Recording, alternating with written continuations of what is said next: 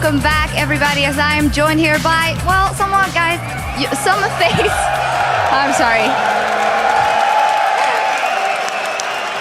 There he goes, just introduces himself because I couldn't do it. Chaos, of course, a very known face here in the scene and currently the coach for Team Coast. Now, Chaos, give me your take on that game because obviously your team took a while to wake up in it. Yeah, just a bit of history. LoL Pro is actually known for very long extended games where they close it out after a team fight when they scaled up with Kog'Maw and like Jax. And for us, we're actually known to control blues, really snowball the early game, and close out the game in 20 minutes. So they kind of beat us at our own game, then we beat them at theirs, and it worked out. So what did you tell the team here? Because obviously they did struggle in an early game, and if it happens again, maybe LoL Pro can just close it out next time. Well, I've been telling them to have timers and communicate the entire, I don't even know, for the past month, and they really didn't do that. So I don't know what the hell's going on, but I don't know. I have absolute confidence in my team, and this game too will be much cleaner, I'm sure. It looks like you have a hard hand in that team as well. So tell us, is this what you're going to be doing for the next while? Is this the coach job, or do you still want to go back to playing? I mean, if you see a venue like this, I bet you want to be up there as well. I actually really wanted to be a coach even when I played for TSM, and oh boy. Yeah, and now I have the opportunity to be one. I think North America, even Europe, really needs infrastructure, and coaching is a part of that, and I'm happy to take the first step in that direction. Well, we're happy to see you in the scene, of course. Thank you very much. Thank you. And we're going to see how Coast is going to do in that second game versus LoL Pro. So let's go back to the guys at the desk, Joe and Fisho. Thank you very much, Shocks. And welcome back, ladies and gentlemen, to the North American Challenger Series Finals live from Wembley Arena here in London, England. It's 1-0 to Coast. And apparently they weren't doing what Chaos has told them. So maybe if they listen to him after that first game, then things are going to get better for them. It was pretty clear, at least, when it comes down to timers of dragons, blue buffs, they were slacking a little bit. I mean, he just said it himself. They clearly didn't time things properly. We saw it. The very first dragon fight, actually, was Coast coming in very, very late from multiple sides and just ended up dying 2 or 3 members, giving over the dragon as well, and started the whole snowballing for LoL Pro. So definitely need to step it up. I like the way he gives the history here with LoL Pro being the team normally, picking the late game comp, going these 60 minutes in, and then winning the game. And they did it this time around, where LoL Pro had more of a mid-game comp. We need to see if they want to pick late game now and try and maybe extend the game towards the late game, and then we can see if Coast can clear out or win the game early on. So that was basically my next question to you anyway. Are we going to see a change in composition here and the way that these teams are focusing on game number 2 after that first one? I mean, I would think so, looking at what the teams normally do, what their normal play style is. But if you look at Coast comp here, they don't have to change too many things because they actually had a very good early comp as well. With the Ziggs, we talk about their Corgi very strong in lane as well. So they had a comp where they could actually have one early game in the lanes and then just snowball the game. They didn't have to go late game with the Jax. I mean, they had good enough comp to win in the mid game as well. So they don't necessarily need to change anything. I wouldn't say LoL Pro have to do it either. They just need to be able to close out the game and not take the wrong team fights. And that was the problem, that they weren't really dictating any of those team fights. They'd push up to the turret. We saw it in the bottom lane. We saw it in the top lane 2 or 3 times as well, that they'd get to the tower, as you would expect them to do, and Italy start throwing in the spears, and then Rux would just say, okay, we're going to fight now. Hook comes in, Rux dives in on top of them as well. We'll see if anything changes, though, here as we move into Champion Select for game number 2 between Coast and LoL Pro. LoL Pro, of course, switching over now onto the blue team. And we see the bans coming out here. Twisted Fate, the first ban from LoL Pro. On the other side, Kale. So up until now, not much changing. Nothing at all so far. You even seen Italy just been instant locked here from LoL Pro. They had it the last game. It worked out pretty well for them up until the very late game team fights, where, of course, Coast were the stronger team and could often actually catch out Lord on this Nidalee here and kill him very easily, which was a big issue, and of course his position needs to change. So let's have a look then. We saw in game number 1 that AD carries were focused somewhat from Champion Select. We're going to see Lucian getting through this one. Elise picked up for Santorini and actually didn't die. Somehow, I'm not sure how he managed to not die throughout that entire last game. Well, to be fair, he didn't have too much impact in the game itself. Even the team fights, it wasn't built around him doing too much. Even his cocoons, it was more the hooks from Sheep actually starting the fights. And it was all about Rocks jumping in, Mash doing the damage with Golden Blue from the backside here. So he never actually had to go very deep in. He never had to try and sacrifice himself. And therefore he didn't have to die. And overall, you can turn around and say it was also great positioning, great performance. Personally, I want to see more early game pressure from him, especially compared to how much Heaven Time actually did on this Lee early on. Yeah, and we're also going to see Jax again in this game, but swapped around. Going to be with LOL Pro this time. Haunter can't take anything away from him. Had a fantastic game on that Shyvana. Was on a rampage at one point. Will be playing the Jax this time around. On the other side, though, Renekton picked up here for Rux. Yeah, so we do actually see teams switching up a little bit now. Jax, the late game monster for LOL Pro this time around. They want to go late game now. And we have Renekton, early game powerhouse from Team Coast. So now they're actually looking to close out the game within the 30-35 minute mark. Maybe we can put it up to 40. But from there on, once Jax really starts hitting his items, he's just going to destroy Renekton in these one-on-ones here and will force Team Coast then to find other ways of trying to close out the game, because they won't be able to do it by killing Jax one-on-one. And while we're on the topic of late game, Ogmore, possible AD carry choice here for LOL Pro.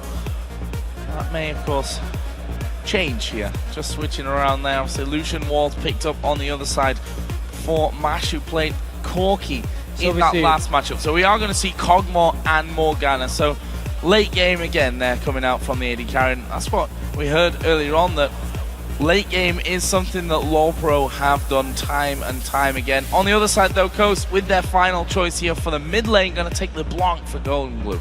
So with the Syndra ban, which is one of the soft counters to LeBlanc in lane, you can lock it in safely. Of course, you already saw the mid lane pick was the first pick in Italy, but didn't want to risk anything from LOL Pro picking Syndra early on, so they couldn't go LeBlanc against it.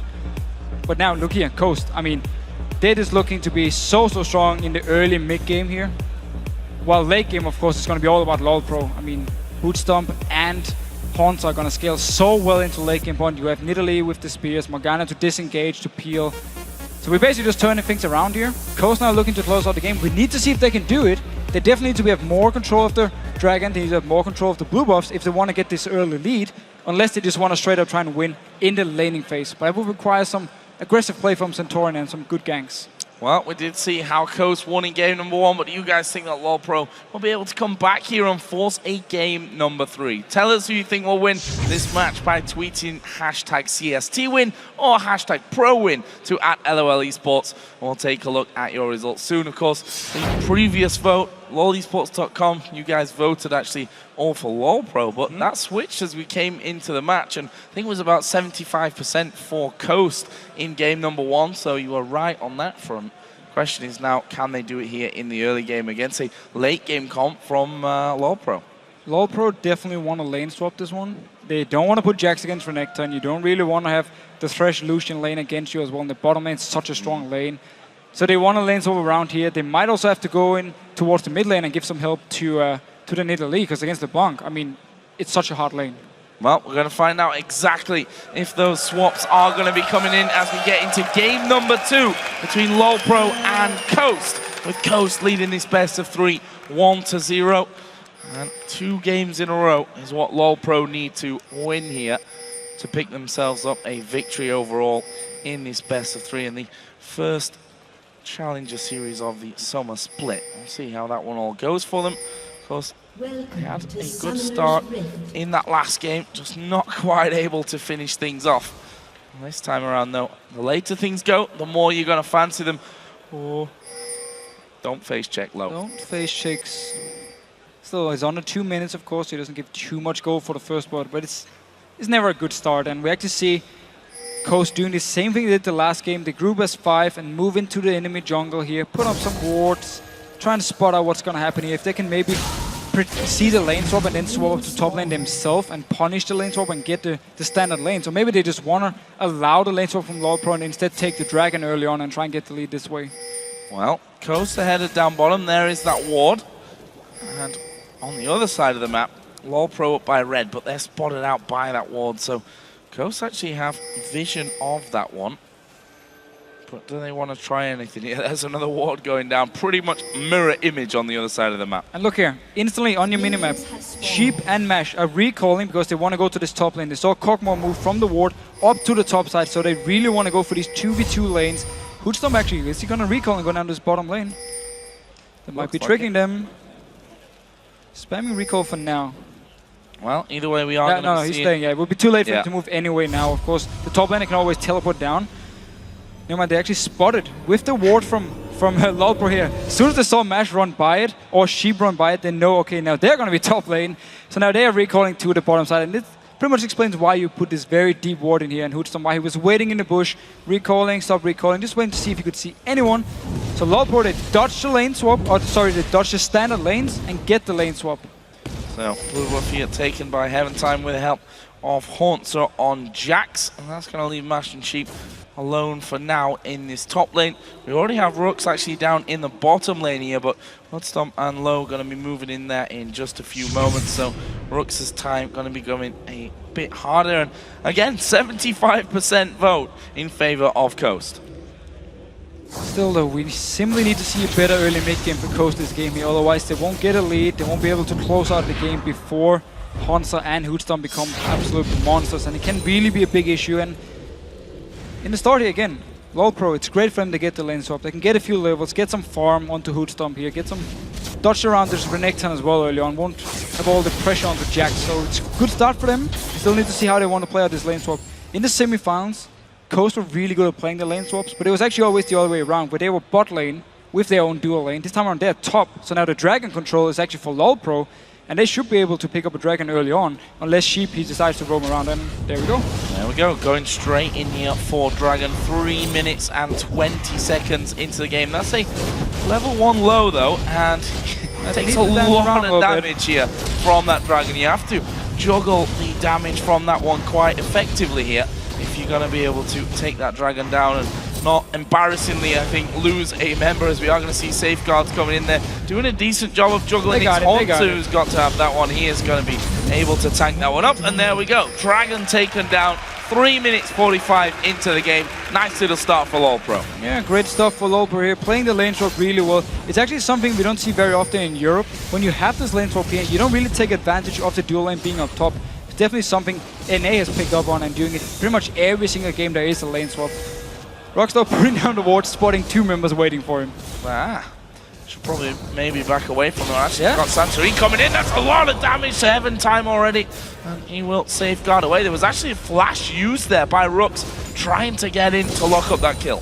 So use the flash here, of course, means in case they want to try and go for a dive, later on here it won't be up. They can maybe try and pick up a kill, but we do actually just see Santorin staying with Roxy, making sure he gets a lot of farm in his lane here. They're not running together and jumping like we see the Jax and the Lee Sin doing. They're just making sure that Rox can actually farm in the lane because he's Renekton and he is so strong early on. Santorin staying in there as well. Made those double buffs on. Mid lane, actually, we've not really seen all that much of that one. They're pretty much level on CS. Slight advantage for Golden Glue. Level 5 to the level 4 of Lord's Nidalee there. But that should level itself up here pretty soonish. In terms of the AD carries, Hoodstorm the one with the slight early advantage. You can see they're making sure that lane, of course, as I say that, it just kills them off straight away. So they push it out here. Maybe they're expecting actually Coast to swap around and get the dual lane down towards them. So they want to push out the lane, could recall and then go towards top lane and continue this 2v1 situation. And they now do spot Mash and Sheep. Obviously return to lane now. Hoodstorm can go back and shop. We need to see if he wants to go to top lane or if he want to return to this bottom lane and start playing standard lanes from now on. Could still be a very big issue for Hansa here. He's only level 2. Rox is very fired and also has a very big minion wave, so big trouble for Jax if they keep these standard lanes. Oh, Santorin actually going to be faced off here by Heaventime. We saw the spear coming around. That's a good cocoon note to stop Heaventime pushing in. Golden Glue actually going aggressive there onto Lord as well, but with Heaventime hanging around, he needs to get away. Oh, He'll going to land on the minion, not quite. Could have been dangerous there for Golden Glue. And Lord is doing a very good job farming in this mid lane. He did the same thing last game on Nidalee. He's very good at farming early on, where all the pressure should actually be on him, because again, the only thing he can respond with is trying to throw a spear and then start auto-attacking, heal himself a few times trying to sustain, but he doesn't do any damage in return. But still, farming really well here. Now he hit the level 6 point, which really is where Nidalee can start doing something. Well, That is a strange horn.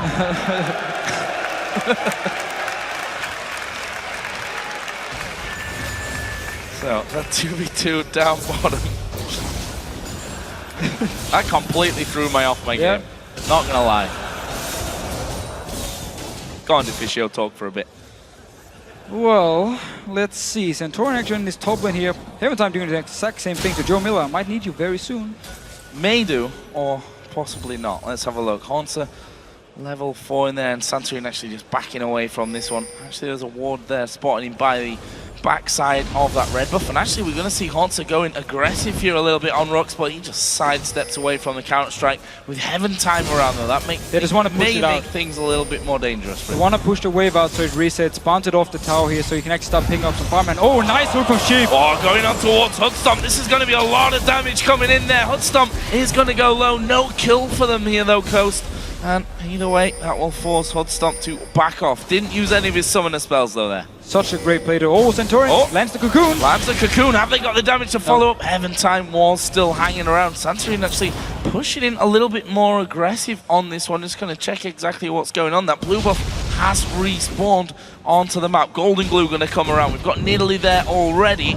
And going to try and pull that one into the brush. Deny the vision from Santorin's side of things, but it's down to half HP. It's going to actually go over to Lod in the end, but Hansa going to be focused here. He will actually get away. Heaven Time, the next focus as he gets locked up by the chains. Can they finish him off? Repel, not really going to bring anything there for Santorin. Comes back down. Blue buff did in the end go over to Lod, I do believe. Yeah, it did. And no kills. And that's a very big thing for Lolpro here. You want to have this blue buff on Nidalee so he can start really sustaining himself and just farm away. Hansa now, teleport top lane, down this bottom lane. Once again, some action. Another hook. Hook going in on towards low. There is a good binding though onto Mash. And actually going to return a decent amount of damage here is Hudstomp. That's going to force Coast to back away from things. So pretty tense start here from both sides. And we've seen a couple of players going low, but still no first blood. 8.5 minutes in. Sheep is playing very well, however. He's constantly baiting out the Black Shield and then going for the opposite target. Gets the hook there, gets some damage in. Hansa now, applying back with some damage, and then Renekton is Renekton, and he just sustains. Oh, down on this bottom lane. Oh, he's going to get binded in there. They're going to go for this one. First blood coming down for low. He's going to fall here, though, and that's a kill back for Mash. Meanwhile, Rux diving in on that top lane. Level 7 will take down Hansa without any problems. Leaves Coast, after all that's said and done, 2-1 up in kills. Hansa is so far behind after the lane swap where he was forced to jungle with Heaven Time and also did the Dragon, so didn't get any farm at this point here, while Rux was farming the bottom lane with help from Santorin. And once he got up to this top lane and the wave was pushing towards Rux, he could just keep picking up farm and denying so much from Hansa. I mean, he's 2 levels behind and he just got dove 1v1. Not good news. That pickaxe start for Rux. He's going to go straight into Tiamat and just try and bully him out. Just try and destroy him in that lane. We see Golden Glue also getting himself the blue buff there in that mid lane. We've actually got Dragon coming up in just a couple of seconds time as well. That turret actually is going to go down here to the minions, so Hansa losing himself out on the kill.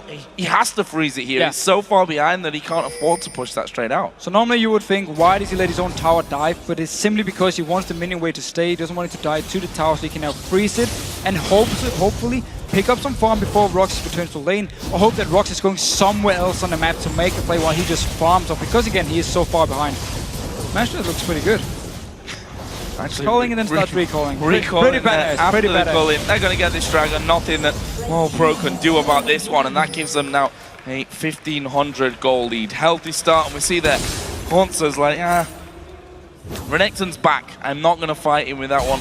Got himself double Doran's blade, pickaxe, and a longsword in there with boots as well. So doing a lot of damage. He's 3 levels above him. 3 levels, and that's not good news for Hansa. Luckily for him, Santorin was busy doing the Dragon, so he couldn't be around his top lane here. When Renekton is so far ahead, what you can do is send your jungler up to the side where your Renekton is, and then as soon as the big wave hits the tower, you just dive onto the Jax, kill him or force him away and deny him everything. It's also why Heaven Time is staying around. It's not to try and kill Rux, it's simply to make sure that Hansa can actually pick up this farm here, and he won't get killed again by Rux and lose even more CS and more XP. So here we go then, Golden Glue going to go in on towards Lord. Actually a lot of damage, Chain's not proccing though, so Lord not going to get locked up in that mid lane and risk a little bit more damage. Ultimate from Golden Blue was actually used as Mash going to go offensive there on towards Hoodstomp. Is Sheep going to be able to get in? Goes for the flake. Good Black Shield though from Low. A lot of action here. Sheep keeps looking for the hook every single time he has the chance. It did backfire a little bit before, where he actually died, gave up the first blood. Luckily for Coast, it actually went to Low on Morgana, where Mash would then reply. Actually, no, Sheep also picked up a kill for him. So both supports getting kills in this bottom lane. Good trade there for Haunter actually in this top lane. Although pulling back at the right time. There's still the ulti Elise from coming in. Yeah, and of course he's just going to bring all that back there. We just see him gaining a load more health. Eventime waiting off to the side. Santorin is actually still here, so they may bait them out, although there is that ward there as well on the white spawn. So that's going to mean that Wall Pro not going to be forced into a fight. There was a ward there as well off to the side, so both teams realizing that they're spotted. But we did see the thing for Centurion to move to the lane with the Renekton and stay around and see if they can get up another kill for Haunter, deny him even more. Eventime still staying around. Sheep going aggressive again. It's teleport. Teleport coming down low, going to be the target from this one. He gets his ultimate running, the flashing over the side. Hoodstomp going to be hit by the Cullen. He's going down. Ruxa's going to get himself another kill from this one. We did actually see Low getting the kill in the end onto a Sheep. Meanwhile, Santorin going low here. Eventime going to be chasing him through. Got to land a Q here over the wall. And it's wide. Santorin will get away.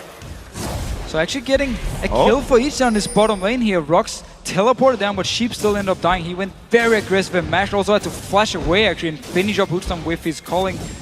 Still, again, 2 assists for Mash. They're not getting the kills onto AD carry. Instead, Rux picked up this one. Well, it's going to mean that Renekton so much stronger than Jax, almost double the CS, and we're talking about 100 to 50 CS here. Say a lot of extra gold, almost double the amount of gold really for Rux. Currently sat on 1700 as well, so he's going to go back. We also saw DFG, that Deathfire Grass, picked up 4 Golden Glues LeBlanc. That's going to give him more burst potential, and we'll see with that item added in there if he's going to go aggressive onto Nidalee. So really building towards snowballing with Roxy and just try and pick a target. Rux stuns it and just blow them over the landing cocoon or the hook here, and just first target they see in a fight where they land some CC, instantly destroy this target here, and therefore win the fight and take objectives or just keep pushing pushing forward. Because again, we keep talking about how the late game point from LoL Pro is very scary, but Coast, they really want to finish it early on, and so far they're building towards it and they're doing a good job. Tower going down, actually the second one of the game here for Coast.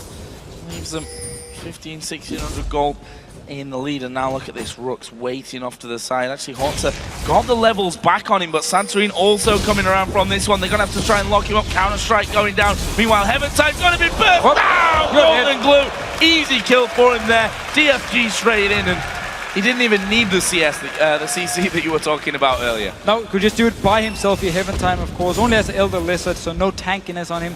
Jax on his top lane, he was forced to flash away. Once again, Coast, they keep putting pressure on this Renekton lane. They want to make sure Rux can keep snowballing it, do some damage onto the tower now. Nidalee is around though, taking quite some spears. Yeah, got spears coming out. I might actually protect the turret from them as Hawk comes out, but not quite landed for Sheep. But this turret, either way, is very, very low. There's a double auto attack, and that tower is going to go down here. Mash will be able to finish this one off with these next couple of shots, and actually that leaves Low all alone. There's a binding flashing wide. Here comes Golden Glue from the side. Low going to go down. Golden Glue gets another one. However, Lonnie's going to be there. Good land away. Great hook onto Haunter with the play as well. That is Golden Glue's mimic. They might actually give Sheep up here. That will actually end them in a 1-for-1. It's Lord as well that gets the kill, so both the mid laners getting killed.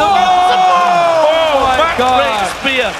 He wasn't expecting that. No, he was standing there, recalling, and just get the spear right in his back. This should be the tower as well for LoL Pro. They're definitely responding. Tower goes down. First one of the game for LoL Pro. Look at this, Rux waiting off to the side. They've got Santorin and Mash there as well. LoL Pro, though, not going to be pushing through. So Coast, because Curse aren't even playing. Coast are 5-4 up in kills, still holding that gold lead as well. And the 3-1 tower count going their way. But don't forget, we have the Kog'Maw, we have the Jax that are going to be getting stronger and stronger as things go on. And 2 early kills on the Nidalee can definitely slow you down as well. Once he picks up the death cap now, he's already building towards it. The spears are just going to hurt so much. Again, we're still fairly early in the game. He's already going towards the death cap now. Good reply from LoL Pro. Coast needs to keep the pressure up though. They've been playing well. Applying pressure to the right lanes here, picked up some kills in the bottom lane. Of course, Rox in this top lane here was a big deal, him shutting down the Jax. After a very good lane swap for Rox and a very bad lane swap for Haunter. And now Dragon here. Lopro is pretty out of position here. Shouldn't be able to do anything, unless maybe Heaven Time can steal it. That's why they pull it out. Heaven Time. He needs to now dash over the wall or hit the side. Hits the Q there onto on a the sheep. Yeah. Are they going to try and challenge this one? Binding comes flying through there as well, but this Dragon's gone. That's going to go over to Coast. And actually in the top lane, we have a fight between Rux and Haunter once again. Rux going to get his ultimate running, but we see the Haunter winning out on this one for now and actually dives in there. Rux going low, but not quite. One more auto attack there, could have done it. Rox had the flash as well. He didn't actually use it. He was like, yeah, no, I'm going to survive. He's not going to jump onto me. That's a kill. Oh! You mean that flash? Yes, That's the flash. There we go. Stun coming down onto Lord. Gets the line still back. But a spear. Point blank range. Lord now behind enemy lines, but he's got the damage back. Onto Santorin. LeBlanc's going to come up from this one. This is a kill for Golden Glue. And the shutdown as well. A lot of action here, but the big thing was Jax actually fighting against Rox and winning out here. Hunter did a very, very good job. Almost killed him under the tower. Bottom lane though, they're going to lose the spot though. They can take mid tower instead. They're going to take the middle outer turret, but they lose the bottom inner turret as well for that one. That keeps Coast 4-2 up in towers. And Golden Glue going to be an important factor in these next few minutes. 3-1-0 with that LeBlanc coming up there and just mopping up that kill onto Lauren. Rook's doing a god job. We have to give him that for actually surviving as long as he did. That flash that you were talking about before wasn't used and kept him alive for a little bit longer. Either way, Coast still leading this game. 3,000 gold, almost a lead. And now, where are they going? They're going to try and catch out Haunter here, who's actually recalling in the middle of the lane. It's going to be up to Sheep to land the CS, and he tries to jump away, and there we see the chains coming in. Haunter's going to go down from this one. It's Mash that actually picks up the kill. There is the hook as well, on towards Heaven Time. Is he going to get away? Mash going a little bit too close, gets slowed down, but there's no binding just yet. There'll be a 1-for-0. So managed to pick up at least one kill. Again, denies some farm here Haunter, and it was a big issue for them up in this top lane. Haunter actually won against Rox in his one-on-one. Just see one time here. Denies the jump with the play. Beautiful play by Sheep. Overall, his fresh play has been brilliant so far. Looking real good. And so there, the culling coming out. Mash just finishing that one off. Leaves him at 1-0-3. Finally picking up the kills as Coast here. Trying to steal away the blue buff. Will steal it as well. It goes over to Golden Glue. So nice little pickup when we heard from Chaos in that little interview. He said, we'd like to time blue. We'd like to deny that from them. Doing it this time around. So the few minutes they had between the games here to actually talk about things, I'm sure he's been telling them, you know what, we need to step it up here, and they're definitely doing a very good job in this game. Also controlling the Dragon, they picked up the Dragons, got the objective goal. Really been putting a lot of pressure here. Backfired a little bit, especially because they gave up some kills over to LoLPro and maybe went a little bit too aggressive, but also, of course, very nice play by Lord on Nidalee. Coast probably getting to that point now, approaching 20 minutes where they're thinking, we should be fighting now. We need to push this advantage forward.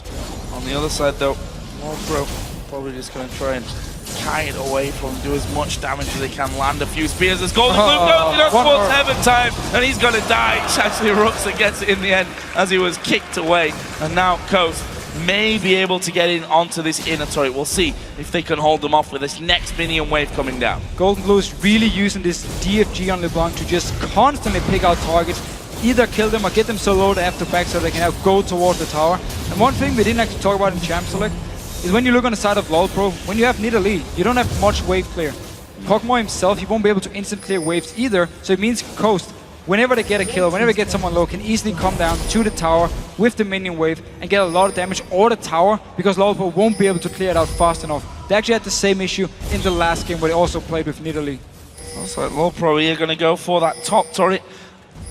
And actually Rook's already recalling from this one and does have home guards as well, so he's going to be powering on back to that inner tower, try and stop that one from going down, as Mash going to go forward here towards Low, actually throwing the Culling out, and he's going to try and dodge away, but Golden Glue coming in flat from Low, over onto the guns, a big heal from Nidalee as well, and look at this, they're trying to put down kills here, trying to chase in onto him. Here's Golden Glue, going to take down Haunter. It's another one, his fourth of the game, and they're going to keep chasing. There is Mash coming in with a lantern. Here is Golden Glue again from the side. He's going to chain up Low. The hook coming in, not going to matter here as the plays come around. Hunt Stomp goes down. Low's going to die as well, and this is some nice kills coming the way of Coast. Very, very nice chase from Coast. First, they took the mid tower here. They saw multiple members from Lolpro on his top side of the map because Jax was pushing it down. They rotated to the top lane. Coast was like, okay, we're just going to follow you.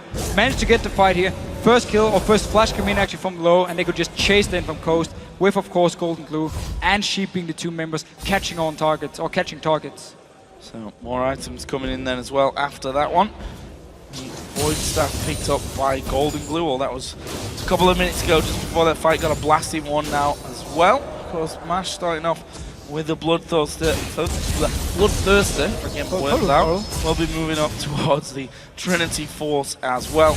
And of course, for Rook, some Fire Cape added in after that Tiamat start. He's currently 5-1-2, having a big game from this top lane.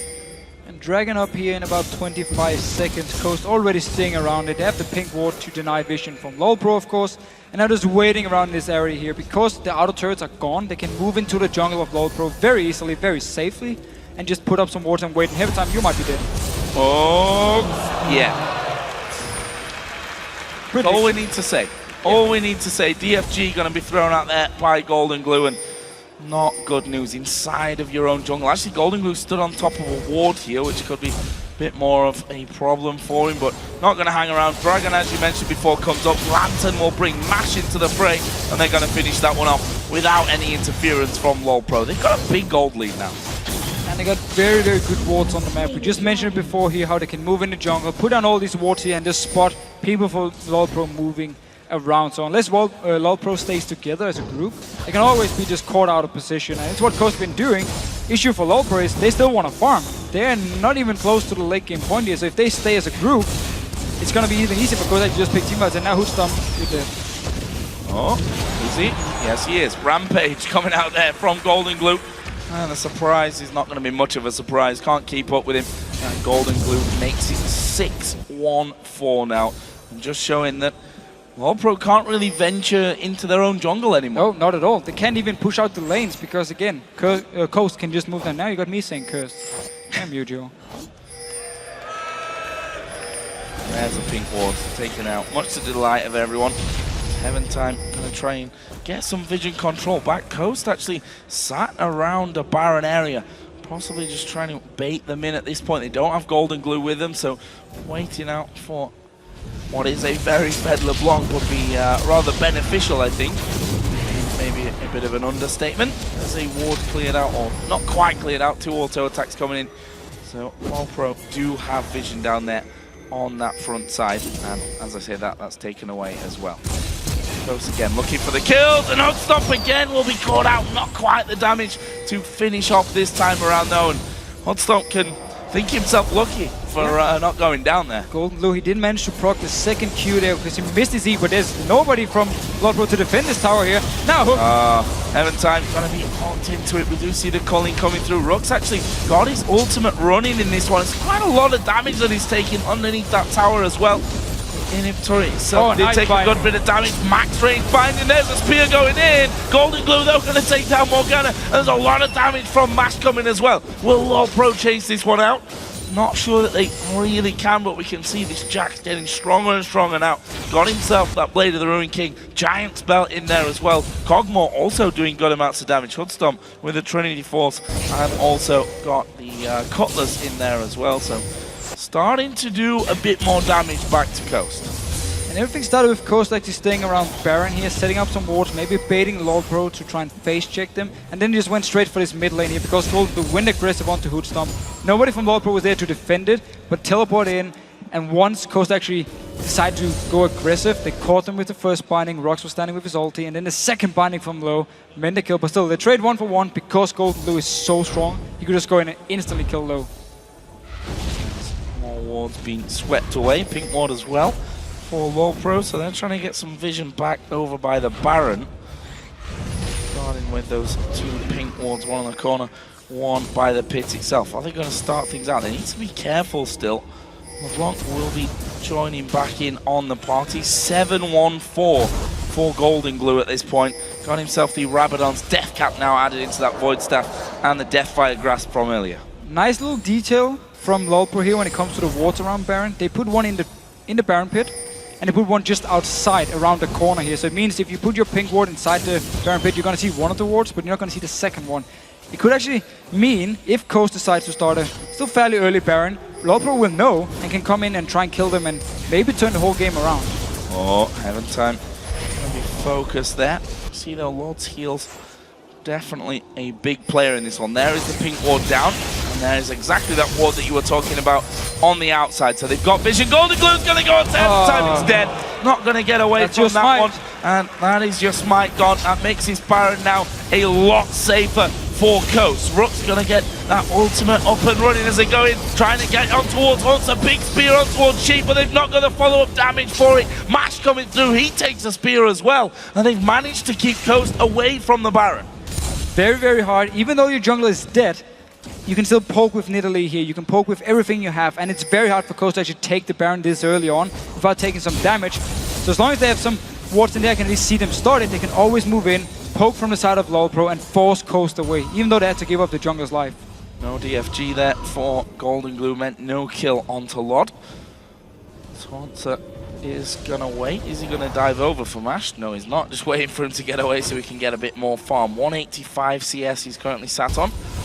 Got all the workings of that Randuin's. That'll be finished off probably on his next journey home from this. Both top laners here, I mean, looking at last game, it was Rocks on Jax. He had issues early on. He was shut down. He had to build Blade, Phage, and then go tank because he couldn't go straight for 24, so he would be too squishy in these team fights. This time around, Taunter now on Jax, being behind, he has to do the exact same thing, delaying his 24s, building some tankiness. It's very, very smart, so he can actually be joining in for these fights. He won't just jump in and die instantly. I mean, Golden Glue would just pop him. Should get some magic resist next, other than just his boots. Otherwise, yeah, Golden Glue can seem as a very easy target. Pretty much the same story for everyone, though. I think is the real problem here for Lolpro. We see them again setting up a bit of a trap. And I think realizing they're not actually going to get that one as Mash waits for Dragon. Still got 30 seconds though until that actually comes into play, so not readily available for them. Also, should take a look at the overall picture. We're almost 30 minutes into this game and a very solid lead for Coast. But will it be enough of a lead as this game goes later? Only time will tell. I mean, they're focused on trying to get the Baron here instead of actually using their very, very strong LeBlanc to spread out in multiple lanes and just push multiple lanes down. And if Lolpro tries to do anything against any of the split pushes, Golden will just move out, one-shot target. Instead, they've been focusing around Baron for the last few minutes, and it's actually buying time for Lolpro, and they're doing the exact same thing once again with the wards. So they know they have one inside and one outside. We've required 2 pick wards now from Coast to clear them, or of course the sweeping lens.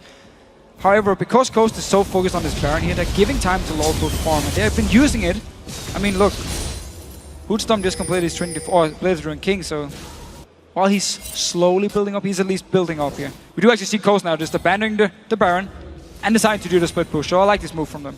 Oh, Hoodstomp might be in a little bit of trouble. There's a ward over right on top of Golden Glue, but this turret now needs to be dealt with as Heaven Time going to be focused on, taking a lot of damage as the culling comes through. They need to hit the tower. They will finish that one off. Not going to be able to push through further though, on towards the inhibitor. More damage coming out as the binding flashes by the rest of the Coast team, and there is a jump in again from Golden Glue, using the double with his ultimate, but wasn't able to pick up another kill. But they've got that inhibitor turret down now. That's a very big deal for Coast. It means if Golden Glue picks up a target by himself, he can move down towards the inhibitor and force Lolpro to send people back to defend the mid lane, and then opens up simply for the 2 side lanes where the rest of Coast can then just push in, pick up a tower, open some more inhibitors for them. So, monster. Well, yeah. Not much to say about that one. That's without the Deathfire Grasp as well. And this is why you don't care about Baron, because you're so strong. I mean, just split out on the map, get kills left and right. I mean, Golden Glue have been doing it pretty much the entire game. Now the rest of the team can just go down, punish Lolpro, take a tower, take inhibitor, or go 4 members up to Baron now. and just leave Golden Blue to jump around by himself. Oh, actually jumping away from this one. Did catch the spear from Lod. Will decide to back away. Going to be some more ward clearing going on from Coast's side there, up by Baron. Just trying his best to get things farming. He got himself a pickaxe now added in. See whether he goes up towards that last Whisper next. And a big spear onto Santorin as well, who still yet to die across both of these games. Bit of a passive role for Santorin. I mean, he's not exactly a jungler, at least not in these games, to just jump in your face, setting up kills all the time, or being the guy to tank for everyone else. I mean, he's playing this Elise very passive, and he's just looking to land cocoons, and once he lands one, he goes in, does some damage, backs away here. And it's been working for him. I mean, okay, this game's only been part of a few kills, but you're dead. Oh, that's a lot of damage, actually getting a big heal off there as well, but the Baron was already started here by Coast. They've got vision, that ward will be timing out soon. There comes the TP, they've actually brought themselves away. Is Heaven Tide going to go down? They do get one back though with Jax. Halter, however, is all alone as he pops that Randuin. Is he going to be able to back away? Yes, he will. Leap strike to the rest of his team. That leaves them in a 1-for-1, but the jungler down for LoLPro here. Once again, they trade 1-for-1. The jungler goes down, but LoLPro, they manage to stop the Baron again. They buy more time where they can farm up here. Coast, they keep going for this Baron here, and LoLPro, because they keep putting a ward just outside the Baron pit, they have vision. This time around though, we did see a Hunter teleport to the ward, so Sheep should know. Next time he puts down the pink, he needs to sweep the lens as well. Just make sure there isn't a ward just around the corner. Check the inside and the outside of that pit, and something that LoLPro have done really well of so far, making sure that they keep vision. However, Coast decide to place that pink ward there, and we can see again they're already up on the Baron pit, getting more vision away from Coast side of things. Coast themselves going a little bit more back into farming mode. You see Rooks going down bottom, TP available to him, and knowing that Haunter used his TP for that last Baron actually has the advantage there. It could really open up if Coast wants to go split pushing once again. He's in the bottom lane now. Rest of the members just go down towards the mid lane. Golden Duo look for a target. If Haunter joins Rox in his bottom lane, he won't be able to join for a team fight or the Baron if Coast then rotates after picking a kill to the Baron. Rox joins in. 5 members, easy Baron for Coast here. They're just pushing up. Just keep an eye on Golden Blue. I mean, he's the guy who's going to look for the kill. Right, and dive in there onto one of them, and could be anyone as well with that Deathfire Grasp. Certainly got the ability to pop every single man on the map there as the binding comes through, doesn't quite land.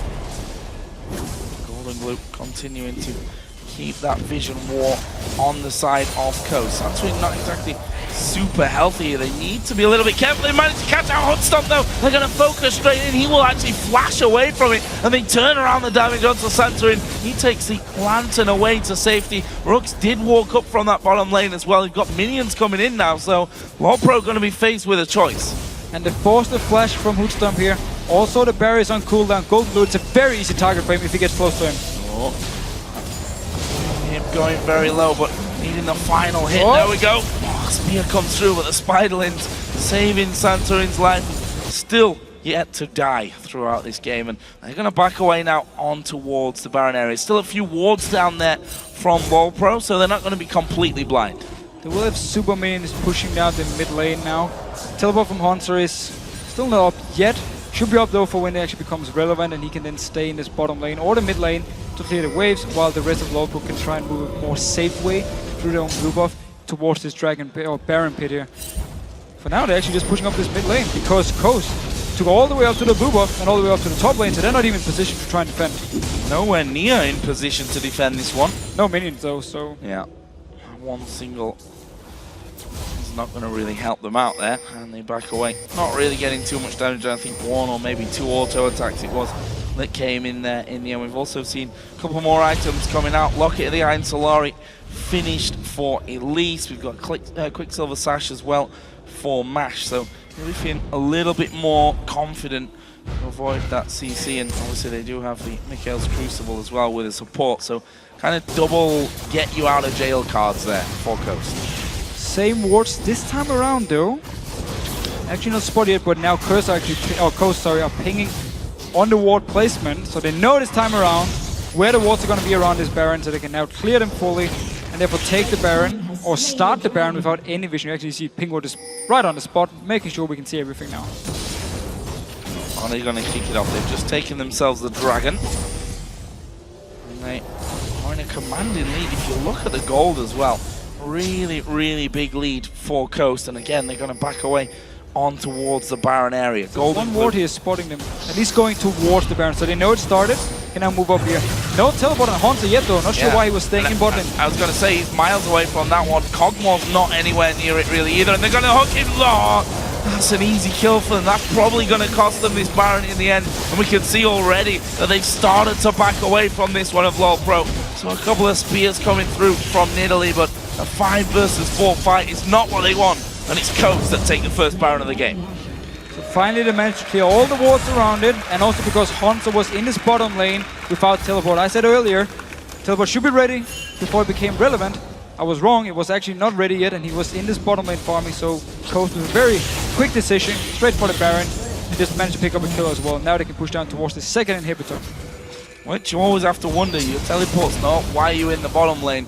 When Coast have obviously been showing attention over towards that Baron, as we are going to see Golden Glue going in again. It's going to force them to back off it, and that gives them the inhibitor and the inhibitor now finished off. But stop actually doing good amounts of damage from the side. We see Hansa going to get his counter-strike going, will dive in there, but not really the damage to finish off. There's a repel. He's going to come right back down on top of him. Takes the lantern though, and Mash doing great damage back. Heaven Time has to flash away. Hansa in the middle of them. Surely he will be finished off. Mash gets one onto Heaven Time. Santorin going to go low, but still not finished off. Super Minions are in the base, are on the Nexus turrets already. LoL Pro have to look at this one. I don't think they can do it. They've got 3 men down. Nexus turret's going to be finished off. Lord and Hunstock trying to hold on to it. She will fall there. Will they go around the backside? There's Golden Glue getting another one. Are they going to go for Lord, or will they focus down the turret and the Nexus? It's Golden Glue that gets the double in the end. Nexus goes down, and Coast going to pick up the 2-0 victory. So it didn't take 20 minutes like Garrick said. However, they picked a very strong early mid-game comp here, and they really used it well. They got far ahead. Golden Glue just kept picking up targets left and right here. Rox was very, very strong on Renekton as well, and just managed to get the lead here. While this used some time around this Baron here, because there constantly was a ward on them to see they actually started, so they took a lot of poke from it. It bought some time for LoL Pro, but not enough here, and Coast was simply too strong. And really incredible play from them. We saw in that last game, holding on for so long. LoL Pro pushing down on the inhibitors, and managed to hold it out, win a fight, get Baron, win the game. In this one, going for that more early game-based composition, and Golden Glue have to take your hat off to him. 12-1-6 he finishes there by the end, and not really anyone was safe from him. It was just a perfect setup for him, because they got all these outer turrets down so early. So he just went into the jungle with his support, with the rest of his team, warded everything, and then he just stood there and he just waited. Often it was Heaven Time, poor guy, moving in, face-taking him, and he just died again and again. There's nothing he could do because his entire jungle was warded up. And we talked about how LoL Pro, they couldn't just group up early because they needed time to ramp up. Jax, of course, needs a lot of time. Yeah, Hunstock needed to farm even more to get into his late game point as well. So they couldn't group up early and start fighting. They had to just stay and farm, and it was so risky for them. And therefore, Golden Glue could just take kills left and right. And Hansa just couldn't get going in that one. Completely shut down out of the game. We actually saw him in game number 1. Honestly, was pretty fantastic. Had a really strong game. Went for the Jax this time around. Obviously, fitting more into what LoL Pro were going for here with a comp. But he swapped plays with Rox, pretty much. Pretty much. I mean, shut down early. Had to go for some tankiness. Couldn't become the split-pushing monster. Had to just try and farm up, and it was just too late. Rox instead, he got to the 62-minute point at like 6 items and was a monster on Jax. In the end, not in the start or mid of the game. And how do you hold off a team like that where you've got the LeBlanc who's picking you off constantly inside your own jungle with 2, 3, 4 kills maybe, where people were just walking through round about the red buff mostly. I mean, how do you stop a LeBlanc like that? Well, the thing is, once you hit this point, there's pretty much nothing you can do other than sit in your own base and just try and hold them off, or hold them off Baron as long as possible. Because once LeBlanc gets going, and they have this very strong early combat, and you lose all your outer turrets, so you lose all the vision control on the map. It's just very hard to do anything, so you need to make sure you don't give LeBlanc the kills early on. I know it's easy to say here, I mean, but that's basically the thing. I mean, you can't fall this far behind against the LeBlanc and then open up the map like they did. They tried to just deny around the Baron here. Wasn't enough. Well, fantastic 2-0 win there for Coast. We're going to send it over to Shox, who's on the stage with the victorious Golden Glue and Mash from Team Coast. Take it away, Shox. Thank you very much, Joe. And indeed, joined here by Golden Glue and Mash. Rightful applause after that victory for you guys. Mash, take me through game one, because it seemed like you guys took a little time to get started in the game. At the beginning, we didn't get any blues for our zigs, so the game became very troublesome. But I said to our team, like, we can still win, and just gotta keep going through it all the time. And we just stuck it all the way. You absolutely did. And Golden Glue, you didn't have the best time in that game one in the mid lane versus Nidalee. No, I did not. I got denied blue buff multiple times, and I basically just got shoved on over and over and just like stayed in the base and just pressed Q. It was pretty boring. But you guys did make it, and especially you had a great showing on LeBlanc in game two. Tell us a little bit about how you mediated going into game two and, well, putting through that early game aggression. Well, we knew their spirits were going to be crushed from game one because they nearly took our base and they lost. So we picked an early game comp just to dominate them in the early game, and it worked out. Well, Kaok said in the interview, well, they didn't listen to me. Normally they play fast and then we push through. Did you listen to the almighty Kaok then, or did you just come up with it yourself? I always try to take it like his opinion, and I try to mix it with our team's opinions. So that's how we do our picks and bans. Sometimes it doesn't feel right, but you know, it's always good to listen to everybody's opinions. But yeah, always try to listen to Kaok's. Take the best of both worlds. Now, final question, of course. This is a next step into getting into the LCS for your team. How big do you think your chances are? If you look at the challenger scene right now, how good are you?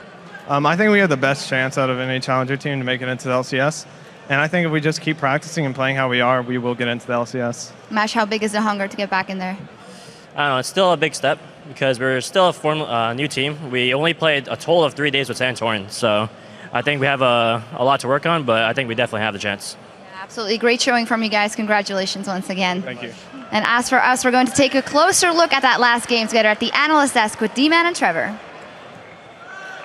Thank you very much, Shox. And I think we just saw Golden Glue talk about pretty much what we wanted to start off with, and that was the pick and ban phase. And, you know, we were talking about it. LoL Pro basically went all late game, and as we just saw Golden Glue say, we went early game, and basically it worked out. Yeah, it really did. When you look at LoL Pro's composition, they really had a collection of champions that needed a lot of time to scale. Nidalee needs items. It's a mid-game power spike. Jax, late game. Kog'Maw, late game.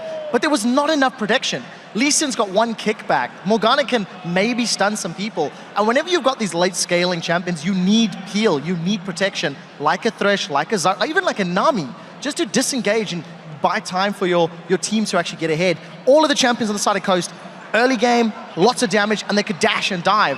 Renekton, Elise, LeBlanc, they could move all over the map, and they did. And speaking about that damage, of course, we harped on about Golden Glue, how he didn't really have any impact in the start of the game in game one. Absolutely had impact in this game, played a fantastic LeBlanc, probably the best we've seen Golden Glue play. Yeah, that is actually, in my mind, the strongest performance you've seen him play, and that's taking into account his games in the LCS.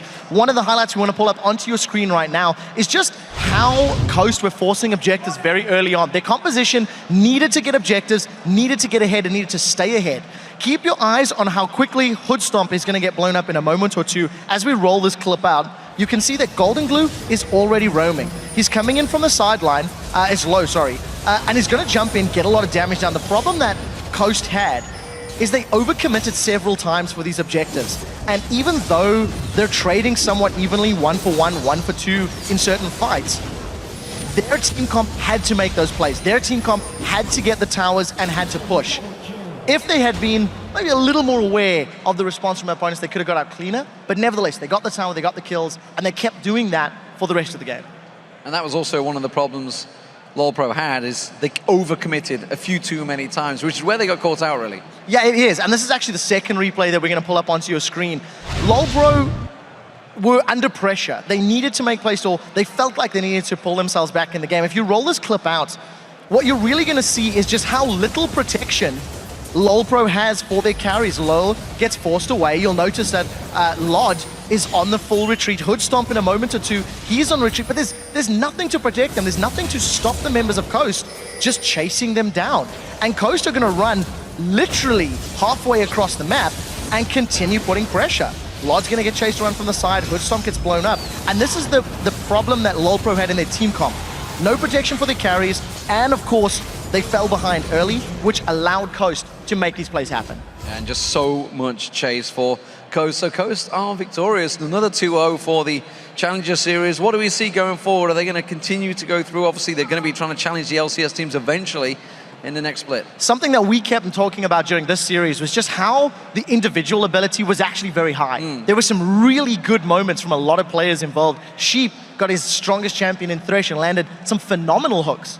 There is still some work that can be done if these teams want to challenge the LCS squads, but it's definitely very exciting. First Challenger Series of Summer locked in, and we'll see who's going to go to the playoffs later in the year. Yeah, some definite skill play on show there. That, of course, wraps up the North American Challenger Finals. Congratulations again to Team Coast for taking the series in 2 wins. And a special thank you to our friends at Coca-Cola, of course, as well, for sponsoring that event. Right now, though, we have to take a very short break, but when we return, the European LCS will kick off its second day of games here in London, as Roccat will be taking on Gambit Gaming right after this.